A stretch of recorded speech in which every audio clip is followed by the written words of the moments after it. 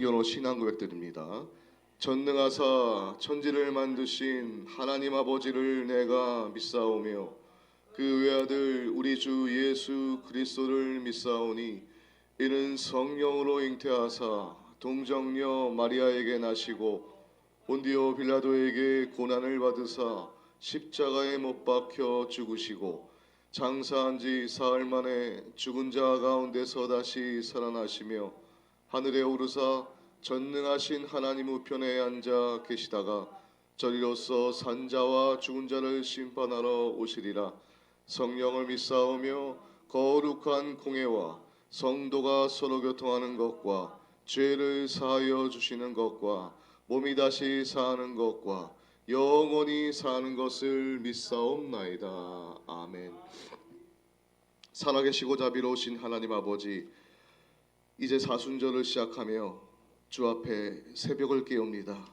40일 동안 새벽을 깨우며 주님 더욱더 깊게 만나는 시간 되게 도와주시고 하나님을 경험하는 시간 되게 도와주시고 사랑받기 위해 태어난 우리의 위상을 다시 한번 깨닫는 귀한 시간들 될 수 있도록 기름 부어 주시옵소서.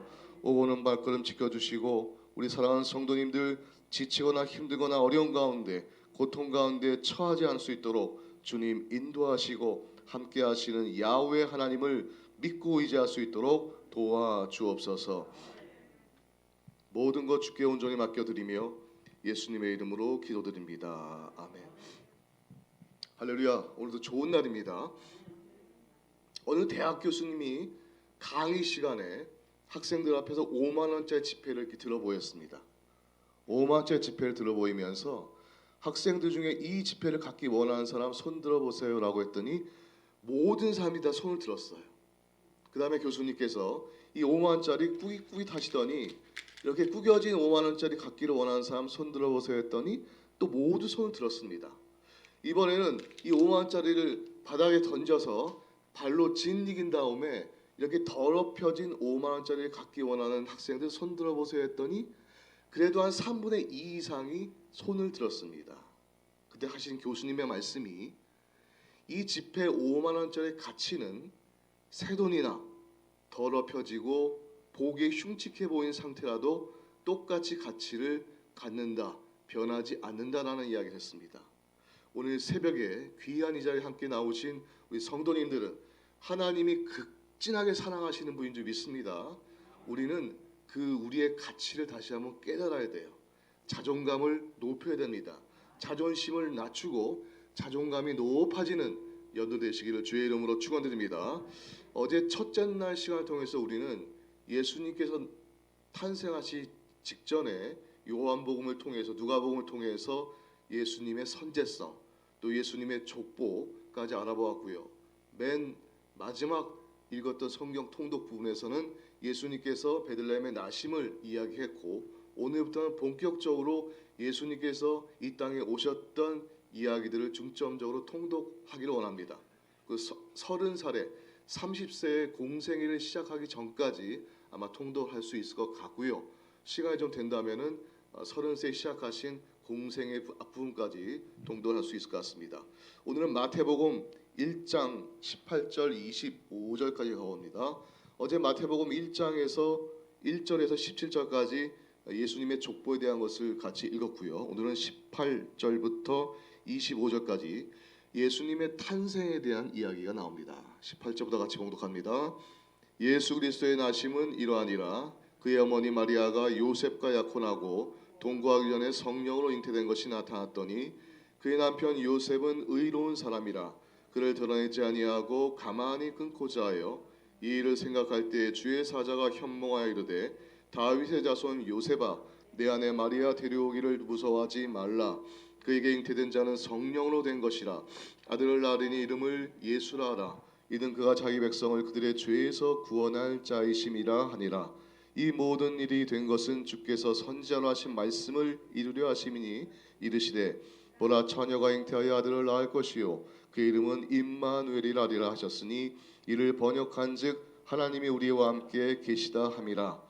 요셉이 잠에서 깨어 일어나 주의 사자의 분부대로 행하여 그의 아내를 데려왔으나 아들을 낳기까지 동침하지 아니하더니 나음의 이름을 예수라 하니라. 아멘. 요한복음 1장 14절로 가봅니다. 요한복음 1장 14절. 우리가 어제는 요한복음 1장 1절부터 13절까지 읽었고요. 15절부터 34절까지 통독을 했습니다. 오늘은 1장 14절을 동그라미 치시면서 한번 같이 14절 봉독합니다. 말씀이 육신이 되어 우리 가운데 거하심에 우리가 그의 영광을 보니 아버지의 독생자의 영광이요 은혜와 진리가 충만하더라. 자, 우리가 방금 읽은 마태복음 1장 18절 25절에서는 하나님의 속성에 대해서, 하나님은 우리와 함께 하신 하나님, 특별히 23절에 보시면 예수님의 이름을 임마누엘이라 명한다라고 칭하죠. 임마누엘, 우리가 잘 알고 있다시피 우리와 함께 하신다는 뜻입니다. 우리와 함께 하시는 임마누엘의 주님이라는 표현이 나오고, 방금 또 읽은 요한복음 1장 14절에 우리 가운데 거하심에, 주님께서 오셔서 말씀이 육신이 되었고 우리 가운데 거하심에, 그것이 바로 임마누엘이라는, 우리와 함께 하시는 하나님, 우리와 영원히 함께 하시는 그 하나님을 볼 수가 있죠. 우리가 잘 아는 마태복음 28장 20절에 볼지어다 내가 세상 끝날까지 너희와 항상 함께 있으리라 라고 하시는 함께 있으리라가 이렇게 세 군데 성경 구절이 맥이 통하게 되어 있습니다. 그러므로 이 마태복음에 나온 예수님의 탄생 1장에 나오는 탄생과 또 요한복음 1장 14절과 마태복음 28장 20절에 나오는 함께 있겠다, 임마누엘의 주님, 우리와 함께 하시는 그 약속의 말씀을 오늘도 믿고 의지하게 되시기를 주의 이름으로 축원드립니다. 이렇게 예수님께서 탄생하시고 탄생한 것이 끝나는 것이 아니라 알리시죠. 홍보하기 시작합니다. 마치 대통령 선거에서 플랜카드를 걸고 이런 공약들을 알리듯이 예수님의 나심을 알리기 시작하는 것이 누가복음 2장으로 가봅니다. 누가복음 2장 8절부터 39절까지의 말씀을 봅니다. 누가복음 2장 8절부터 39절까지 한번 가보겠습니다. 8절부터 봉독합니다. 그 지역에 목자들이 밤에 밖에서 자기 양떼를 지키더니 주의 사자가 곁에 서고 주의 영광이 그들을 두루 비침에 크게 무서워하는지라. 천사가 이르되 무서워하지 말라. 보라 내가 온 백성에게 미칠 큰 기쁨의 좋은 소식을 너희에게 전하노라. 오늘 다윗의 동네에 너희를 위하여 구주가 나셨으니 곧 그리스도 주시니라. 너희가 가서 강포에 쌓여 구유에 뉘어 있는 아기를 보리니 이것이 너에게 표적이니라 하더니 호련히 수많은 천군이 그 천사와 함께 하나님을 찬송하여 이르되 지극히 높은 곳에서는 하나님께 영광이요 땅에서는 하나님이 기뻐하신 사람들 중에 평화로다 하니라. 천사들이 떠나 하늘로 올라가니 목자가 서로 말하되 이제 베들레헴으로 가서 주께서 우리에게 알리신 바 이 이루어진 일을 보자 하고 빨리 가서 마리아와 요셉과 구유에 누인 아기를 찾아서 보고 천사가 자기들에게 이 아기에 대하여 말한 것을 전하니 듣는 자가 다 목자들이 그들에게 말한 것들을 놀랍게 여기되 마리아는 이 모든 말을 마음에 새기어 생각하니라.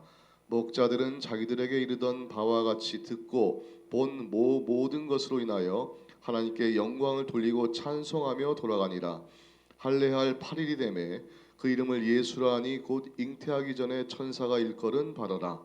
모세의 법대로 정결 예식의 날이 참에 아기를 데리고 예루살렘에 올라가니 이는 주의 율법에 쓴 바 첫 해 처음 난 남자마다 주의 거룩한 자라 하리라 한 대로 아기를 주께 드리고 또 주의 율법에 말씀하신 대로 산비둘기 한 쌍이나 혹은 어린 집비둘기 둘로 제사하려 함이더라.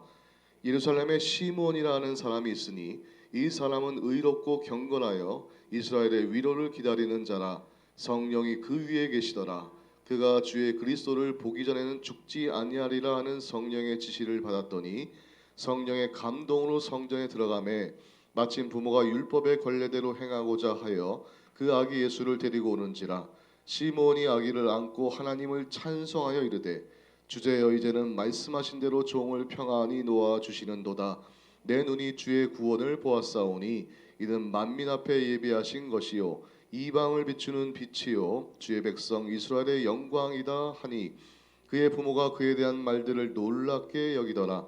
시몬이 그들에게 축복하여 그의 어머니 마리아에게 말하여 이르되 보라, 이는 이스라엘 중 많은 사람을 패하거나 흥하게 하며 비방을 받는 표적이 되기 위하여 세움을 받았고 또 칼이 내 마음을 찌르듯 하리니 이는 여러 사람의 마음의 생각을 드러내려 함이니라 하더라.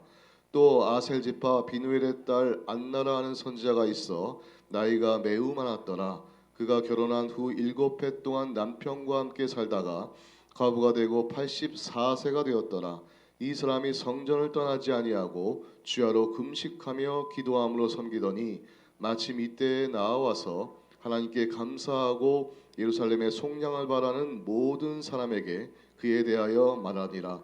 주의 율법을 따라 모든 일을 마치고 갈릴리로 돌아가 본 동네 나사렛에 이르니라. 아멘. 자, 누가복음 2장에서는 목자들에게 알리고 예수님의 어린 시절에 대한 언급이 나오고 있습니다. 다음에 마태복음 2장으로 가봅니다. 마태복음 2장 1절에서 끝절 23절까지 드디어 이제 동방박사 이야기가 나오죠. 동방박사 이야기가 나옵니다. 마클레이 목사님이란 분이 얘기하신 바에 의하면 선물이 3개가 준비되고 있죠. 동방박사이에서. 근데 성경에는 정확하게 동방박사 3명이었었다는 얘기는 나오지 않습니다. 선물의 숫자를 추정해서 그랬을 것이다라고 얘기하는데 성경학자들은 또 어떤 분들은 동방박사가 4명이었다라고 주장하시는 분도 있는 것을 살짝 알고 계시면서 2장 마태복음 2장 1절부터 23절까지 같이 봉독합니다. 헤롯 왕 때 예수께서 유대 베들레헴에 나심에 동방으로부터 박사들이 예루살렘에 이르러 말하되 유대인의 왕으로 나시니가 어디 계시냐? 우리가 동방에서 그의 별을 보고 그에게 경배하러 왔노라 하니 헤롯 왕과 온 예루살렘이 듣고 소동한지라. 왕이 모든 대제사장과 백성의 서기관들을 모아 그리스도가 어디서 나겠느냐 물으니 이르되 유대 베들레헴이오니 이는 선지자로 이렇게 기록된 바 또 유대 땅 베들레헴아 너는 유대 고우 중에서 가장 작지 아니하도다. 내게서 한 다스린 자가 나와서 내 백성 이스라엘의 목자가 되리라 하였음이니이다. 이에 헤롯이 가만히 박사들을 불러 별이 나타난 때를 자세히 묻고 베들레헴으로 보내며 이르되 가서 아기에 대하여 자세히 알아보고 찾거든 내게 고하여 나도 가서 그에게 경배하게 하라. 박사들이 왕의 말을 듣고 갈새 동방에서 보던 그 별이 문득 앞에서 인도하여 가다가 아기 있는 곳 위에 머물러 서 있는지라. 그들이 별을 보고 매우 크게 기뻐하더라. 집에 들어가 아기와 그의 어머니 마리아가 함께 있는 것을 보고 엎드려 아기께 경배하고 보배압을 열어 황금과 유향과 몰약을 예물로 드리니라. 그들은 꿈에 헤로데게로 돌아가지 말라 지시하심을 받아 다른 길로 고국에 돌아가니라.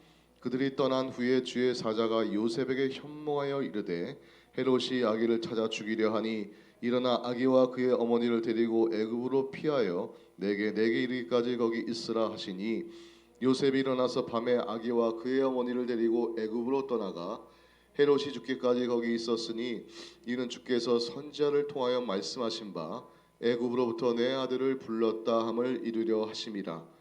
이에 헤롯이 박사들에게 속은 줄 알고 심히 노하여 사람을 보내어 베들레헴과 그 모든 지경 안에 있는 산의 아이를 박사들에게 자세히 알아본 그 때를 기준하여 2살부터 그 아래로 다 죽이니 이에 선지자 예레미야를 통하여 말씀하신 바 라마에서 슬퍼하며 크게 통곡하는 소리가 들리니 라헬이 그 자식을 위하여 애곡하는 것이라. 그가 자식이 없으므로 위로받기를 거절하였도다 함이 이루어졌느니라. 헤롯이 죽은 후에 주의 사자가 애굽에서 요셉에게 현몽하여 이르되 일어나 아기와 그의 어머니를 데리고 이스라엘 땅으로 가라. 아기의 목숨을 찾던 자들이 죽었느니라 하시니 요셉이 일어나 아기와 그의 어머니를 데리고 이스라엘 땅으로 들어가니라. 그러나 아켈라오가 그의 아버지 헤롯을 이어 유대의 임금됨을 듣고 거기로 가기를 무서워하더니 꿈에 지시하심을 받아 갈릴리 지방으로 떠나가 나사렛이란 동네에 가서 사니 이는 선지자로 하신 말씀에 나사렛 사람이라 칭하리라 하심을 이루려 함이니라. 아멘. 마태복음 2장에서는 동방박사의 방문이 나타나고 또 애굽으로 피신과 귀환한 장면까지 나오고 있는 이야기를 볼 수가 있습니다. 이 마태복음 2장에 보면은 동방 박사들에게 꿈에 하나님께서 나타나셔서 지시하시죠. 헤롯에게 돌아가지 말라라는 지시를 주시고, 연이어서 요셉, 예수님의 아버지였던 요셉에게도 두 번씩 현몽하셔서 지시를 주십니다. 꿈은 사실은 세상에서는 미신이다라고 얘기하지만 우리 믿는 자들에게 꿈은 굉장히 중요합니다. 제가 여의도 순복음교회 전도사로 들어올 때 한 20년 넘은 일이죠. 들어올 때 신학교 다닐 때 제 꿈을 꿨는데, 이 조용기 목사님께서 강대상에서 설교하시다가 뒤에 앉아 있는 저에게 손을 이렇게 쭉 내미시는 거예요. 그래서 제가 너무 가슴이 떨려가지고 저 손을 잡아야 되나 말아야 되나 고민하다가 꿈에서 결국은 용기를 내서 손을 잡았더니 목사님께서 이렇게 강대상으로 끌어오셔서 말씀을 전할 수 있도록 이렇게 높여주셨던 꿈을 꾸었습니다. 그 꿈을 꾸고 자신만만해져서 여의도 순복음교회 교육자로, 지금은 또 그렇지 않습니다만 제가 시험 볼 때만 해도 경쟁률이 막 5대1, 7대1 됐었거든요. 정말 내노라 하는 능력 있는 주의종들이 많이 전도사 시험을 봤었는데, 그때 첫 시험을 봐서 합격했던 기억이 납니다. 또 때로는 우리가 성령 충만한 꿈을 이야기할 때 흔히 이렇게 해석하시면 쉽습니다. 제가 이런 얘기는 자주 안 하는데 새벽 시간 졸리니까 좀 말씀을 드리면, 꿈속에서 바다를 본다거나 물에 들어간다거나 하는 것은 성령 충만한 꿈입니다. 흔히 불처럼 바람처럼 생수와 같이 많은 성령에 대한 꿈은 바다를 멀리서 본다거나 또는 물속에 내 몸을 잠근다거나 마치 에스겔서에 나오는 그런 물에 잠기는 그런 꿈들을 꾸면 내가 좀 성령이 충만하구나라고 생각하시면 돼요. 반대로 쫓기는 꿈이나 조금 꿈에서 깨어났을 때 뭔가 좀 찝찝할 때는 내가 기도를 더 해야겠구나, 말씀을 더 봐야겠구나 라는 그 상태를 스스로 점검하시는 것도 괜찮습니다.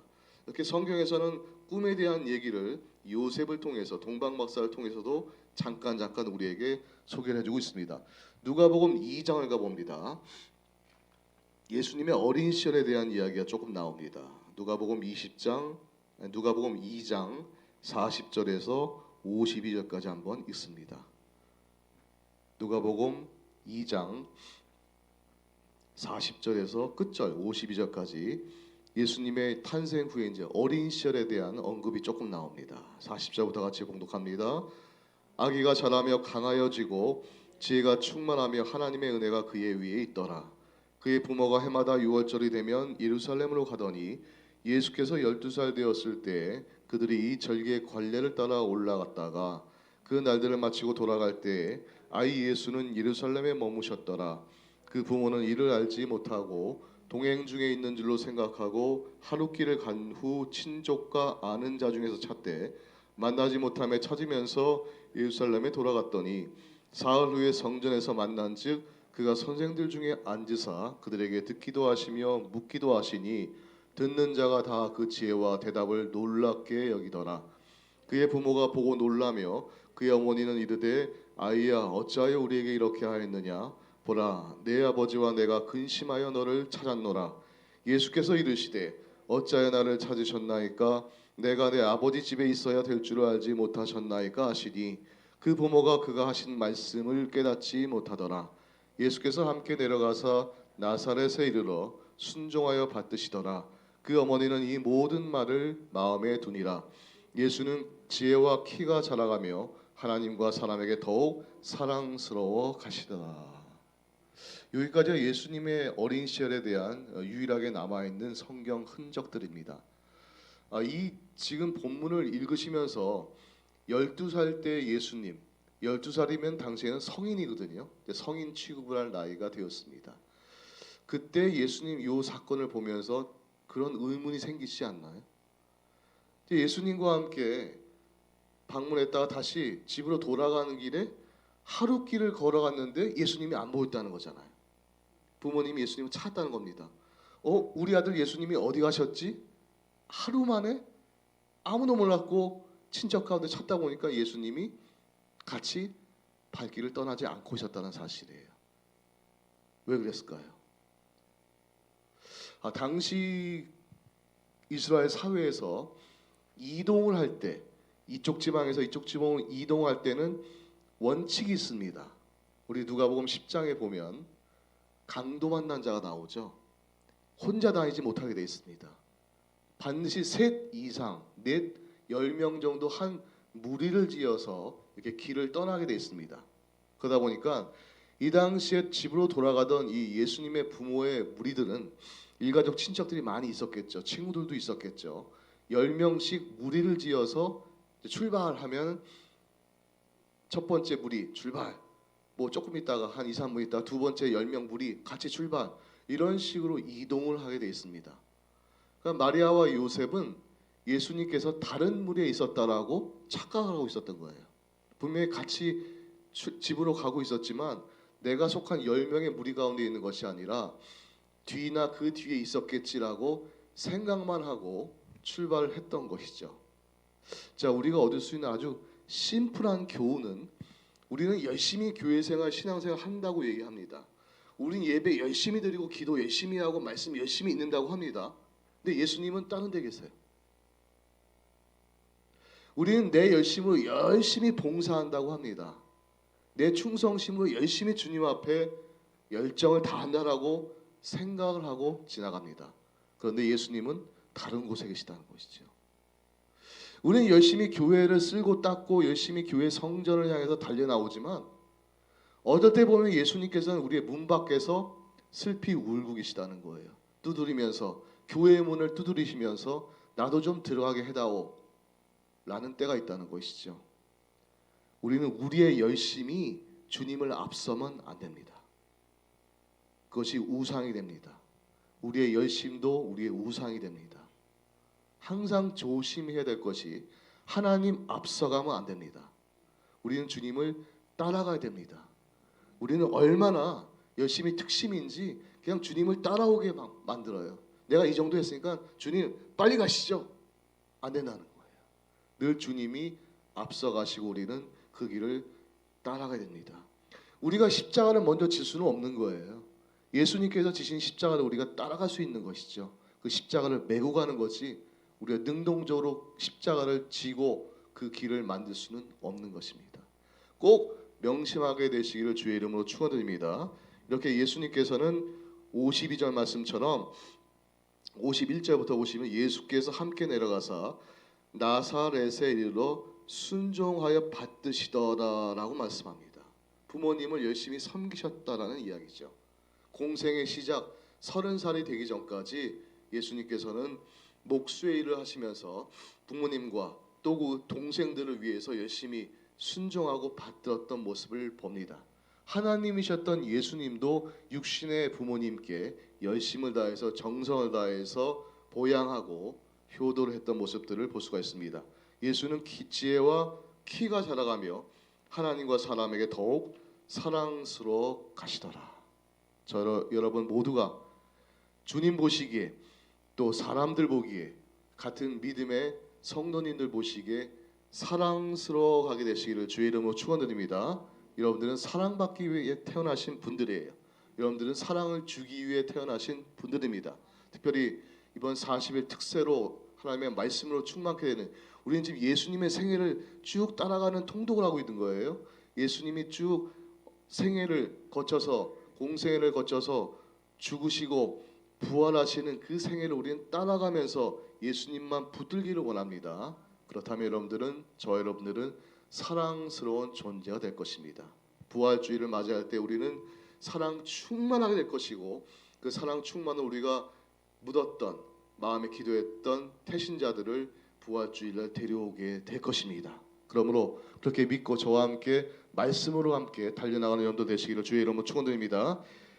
이제 내일부터는 예수님의 공생의 시작에 대한 요한복음, 마태복음, 또 마가복음, 누가복음에 대한 이야기들을 끌어가려고 합니다. 기도하겠습니다. 살아계시고 자비로우신 하나님 아버지, 이 시간에 믿음으로 아픈 곳에 손을 얹고 기도합니다. 하나님이여, 아픈 곳을 치료하시는 야훼 라파 치료의 하나님께서 이 시간에 치료의 강선을 더하시고 말씀의 능력으로도 함께 도와여 주셔서 치료의 은혜가 임할 수 있도록 도와주옵소서. 모든 신경통 관절염은 예수 이름으로 떠나갈지어다. 모든 아픔과 고통은 사라질지어다. 모든 암병도 떠나갈지어다. 암세포 바이러스는 깨끗하게 도말될지어다. 하나님, 예수님께서 이 땅에 오셔서 우리를 위해서 죽으시고 못 박히시고 피 흘리시고 고통과 아픔 가운데 우리를 통해 부활하시며 부활의 영광에 참여하게 하시는 것을 믿습니다. 우리의 육적인 몸들이 부활하게 도와주시고 영적인 몸들이 부활하게 도와주셔서 주님과 함께 믿음으로 승리할 수 있는 우리가 모두가 될 수 있도록 도와주옵소서.